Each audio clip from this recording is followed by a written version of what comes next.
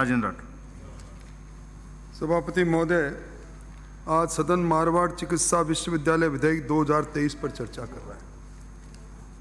उद्देश्य और कारणों के कथन में सरकार ने कहा है कि बजट घोषणा 23-24 मुख्यमंत्री द्वारा की गई 500 करोड़ की घोषणा और वित्तीय ज्ञापन जो संलग्न किया है उसमें इन्होंने कहा कि विश्वविद्यालय के लिए आवर्ती व्यय के लिए 2 करोड़ रुपए की जरूरत है। 2 करोड़ रुपए रिकरिंग एक्सपेंडिचर में कोई सैटेलाइट हॉस्पिटल भी नहीं चल सकता। इसका मतलब नीति और नीयत तो सामने आ गई कि बजटीय घोषणा है। और सभापति महोदय, ये सदन 15वां विधानसभा का ये सत्र, ये 15वीं विधानसभा साक्षी रहेगी। मैं गिन रहा था बैठे बैठे, हमने निजी और सरकारी कितने विश्वविद्यालयों के बिल यहाँ पारित कर दिए। ये 24वां बिल है और मैं 24वें बिल में मैंने इस बिल को भी देखा। इसमें विस्तृत रूप से 42 धाराओं को भी देखा, इसके उद्देश्य और कारणों के कथन को भी देखा और इसके अंदर जो अलग अलग आपने परीक्षा समिति से लेकर बोर्ड ऑफ डायरेक्टर से लेकर विश्वविद्यालय के प्राधिकारी और सब चीज़ों को मैंने देखा और मैंने महसूस किया कि मात्र आगे टाइटल बदल दो और नीचे लगभग वही प्रावधान रहते हैं और इसमें कोई इतर बात भी नहीं। यूनिवर्सिटी ग्रांट कमीशन ने मॉडल एक्ट बनाने की बात कही, शायद उसी की तर्ज पर होगा।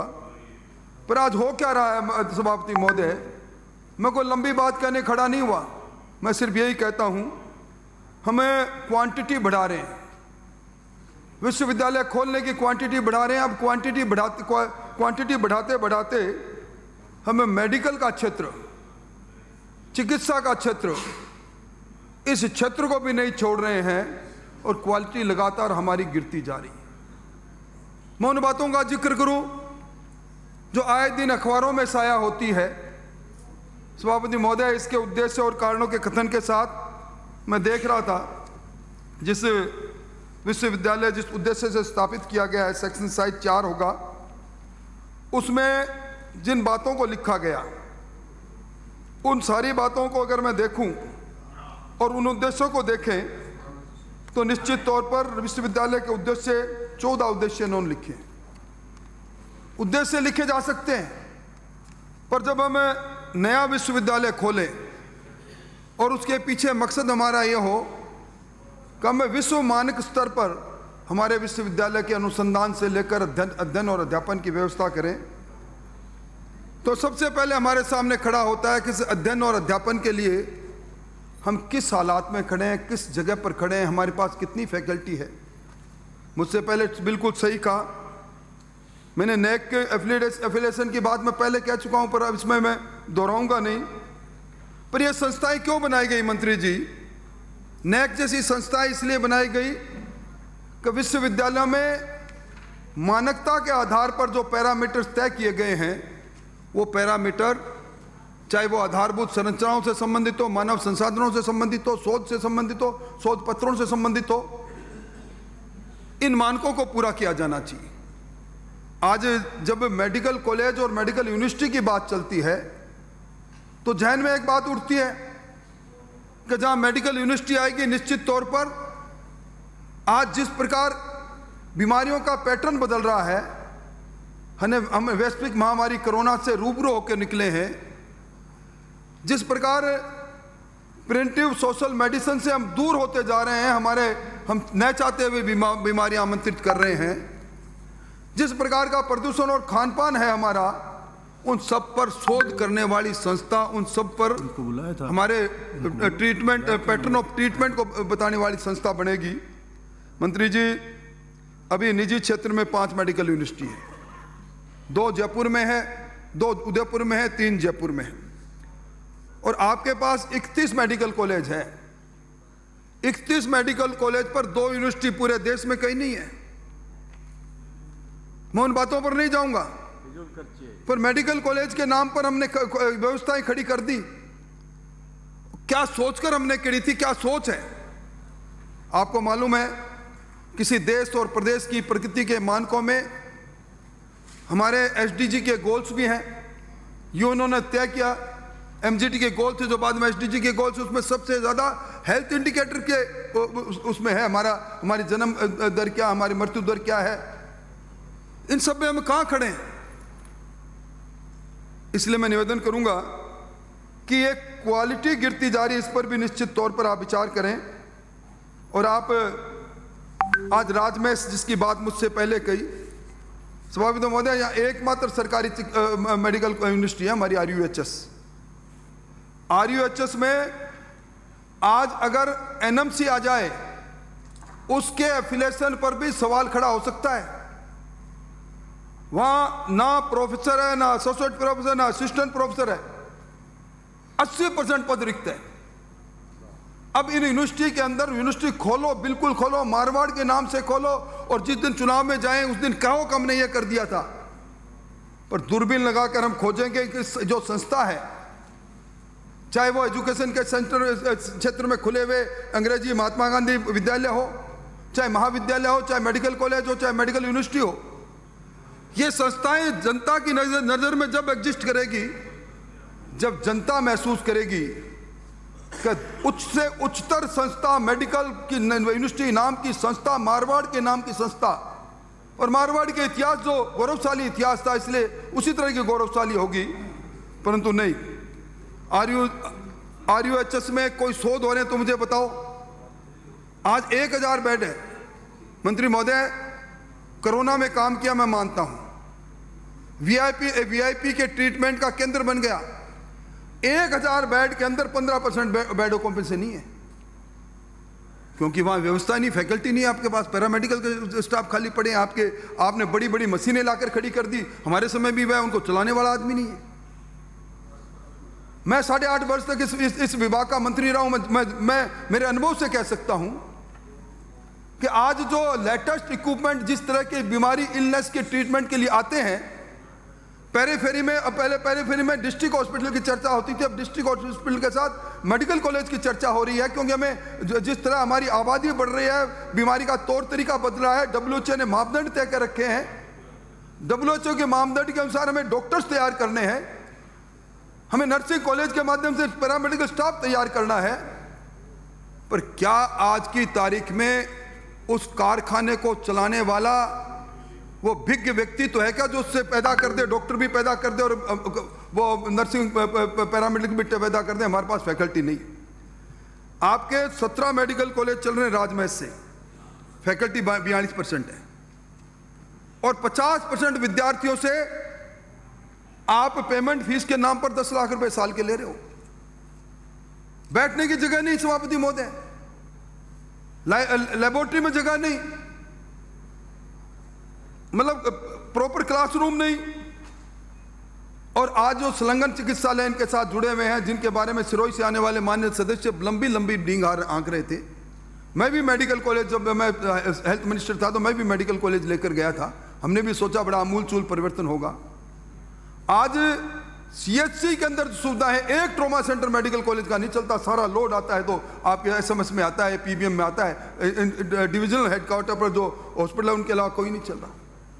सभापति महोदय, हमें इस बात का लेकर आलोचना नहीं कर सकते, क्योंकि पहला सुख निरोगी काया की बात जब आती है तो ये संस्थानें बेहतर होनी चाहिए। मंत्री जी, आपने कोशिश की, हमने कोशिश की, इसलिए हमें सकारात्मक दृष्टि से आंख मिलाकर देखना चाहिए कि हम संस्था खोल रहे हैं, हम मारवाड़ के नाम पर मेडिकल यूनिवर्सिटी खोल रहे हैं, पर आज हालात क्या है। मैं निवेदन करूं कि आज आवश्यकता तो इस बात की थी कि आपके यहां नर्सिंग यूनिवर्सिटी खोलते। 27 से ज्यादा नर्सिंग कॉलेज है आपके सरकारी क्षेत्र में, नर्सिंग यूनिवर्सिटी खोलते तो समझ में आता, पर नहीं। 2015 के बाद आपने, आपके यहां किसको पढ़ाओगे, कहां लाओगे? मारवाड़ मेडिकल यूनिवर्सिटी में किसको लेकर जाओगे? 2015 के अंदर भर्ती जब प्रारंभ हुई थी एक बार इस आरयूएचएस में, सरकार चाहे किसी के रहे, विवाद हुआ, भर्ती रद्द हुई। इसलिए मैं निवेदन करूं और हम घोषणा दर घोषणा करें, निश्चित तौर पर करें। मंत्री महोदय, इसी पिछली 2022-23 के अंदर आपने घोषणाएं की, आरयूएचएस में डेंटल कॉलेज, और डेंटल कॉलेज के लिए बजट 2022-23 में बिंदु संख्या 17 आपके यहाँ से चिकित्सा स्वास्थ्य विभाग के जो आपके मेडिकल सेक्रेटरी साहब हैं, उन्होंने कुल सचिव राजस्थान विज्ञान विश्वविद्यालय जयपुर को लिखा है 91.49 करोड़ की स्वीकृति जारी कर दी, पर लिखा है कि विश्वविद्यालय के स्वयं के स्तर पर जमा राशि का उपयोग करके इस काम को करो। ये बजट की घोषणा है, इसलिए इसको जल्दी अतिशीघ्र पूरा करो। इसी तरह की घोषणा 22-23 के अंदर आपने RUHS में 23 करोड़ के लिए सुपर स्पेशलिटी क्रिएट करनी थी, कार्डियोलॉजी, यूरोलॉजी, नेफ्रोलॉजी, न्यूरोलॉजी। मैं आपको सभापति महोदय इसलिए कह रहा हूं, ये मैं रिलेवेंट बात कर रहा हूं कि इससे पहले हमें एक सिंहावलोकन करना चाहिए कि जो आज एकमात्र सरकारी क्षेत्र में मेडिकल यूनिवर्सिटी है उसकी हालात क्या, उसको सरकार किस प्रकार उसके संसाधन नहीं देकर पिछले दरवाजे से कहती है कि अपने संसाधन जुटाओ। कहां से जुटाएंगे ये? इसमें भी लिख रहे हैं कि राजस्थान स्वास्थ्य विज्ञान विश्वविद्यालय समय के संसाधनों से इसको करो पूरा। बजट घोषणा आप करो, कौन से संसाधन है मंत्री महोदय मुझे बताएं। ये 80 करोड़ का centre of collaborative research and academic excellence come convention centre, ये 2023-24 पैरा 57 राजस्थान स्वास्थ्य विज्ञान विश्वविद्यालय स्वयं के खर्चे पर करे। इसी प्रकार centre for post Covid rehabilitation institute 30 crore 95.56 crore का स्वास्थ्य विज्ञान विश्वविद्यालय समय के संसाधनों से करे। इसी प्रकार RUHS में जनरल मेडिसिन, जनरल सर्जरी, स्त्री प्रसूति रोग 3 यूनिट बननी थी 34 करोड़ की, ये विश्वविद्यालय स्वयं के संसाधन से करो। तो पल्ले नहीं दाने रम्मा चली बुलाने, जो पैसा है नहीं, आप 500 करोड़ की बात कर रहे हो सिर्फ इसीलिए। मैं समझता हूं कि ये इस आदत से हम सबको बचना चाहिए सभापति महोदय। सरकार इस लोकतंत्र में 5वें साल अपना कार्यकाल पूरा करती है। मैं पूछना चाहता हूं, ये 5वां साल, ये विधानसभा का आखिरी सत्र, इस सत्र के अंदर हम रिकॉर्ड बना रहे हैं कानून बनाने के, विधेयक बनाने के। विधानसभा की विधान बनाने वाली सभा की सक्रियता पूरे देश के लोग देख रहे हैं कि ये क्या माजरा क्या है। ये एक के बाद एक क्यों बिल आ रहे हैं, एक के बाद एक यूनिवर्सिटी का क्यों स्थापित हो रही है। ये कागजी हवाई दावे, हवाई बातें, ये निश्चित तौर पर चाहे हम आए चाहे आप आए, ये वही बातें सभापति महोदय। जब मार्च का आखिरी महीना होता है तब स्वीकृतियां धनाधन दौड़ती है, धनाधन निकलती है, पीडी खाते में पैसा जाता है। हमें यथार्थ से आंख मिलानी चाहिए। और मैं इसलिए कहना चाहता हूं कि सरकारी क्षेत्र में आपके पास जो जितने मेडिकल कॉलेज है उसके अनुपात में आपके पास उनके एफिलिएशन के लिए RUHS मेडिकल यूनिवर्सिटी है। निजी क्षेत्र के अंदर आपके पास जयपुर में JNU, निम्स और महात्मा गांधी विश्वविद्यालय है, उदयपुर में गीतांजलि और पैसिफिक विश्वविद्यालय है। आप इन सारे मामलों को देखकर विश्वविद्यालय खोलने के लिए वाहवाही जरूर ले लें। आप कहेंगे थोड़ी देर में मेजर थपथपा जाएगी, पर मैं रिकॉर्ड पर बात ले जाना चाहता हूं। यह विश्वविद्यालय अपनी कागज से निकलकर, अपने जिस तरह बच्चा गर्भ से निकलकर चिलकारी मारता है ना, उस तरह किलकारी मार दे। तो आप मुझे कह देना, आप अब 9वां विश्वविद्यालय है कले जोधपुर में।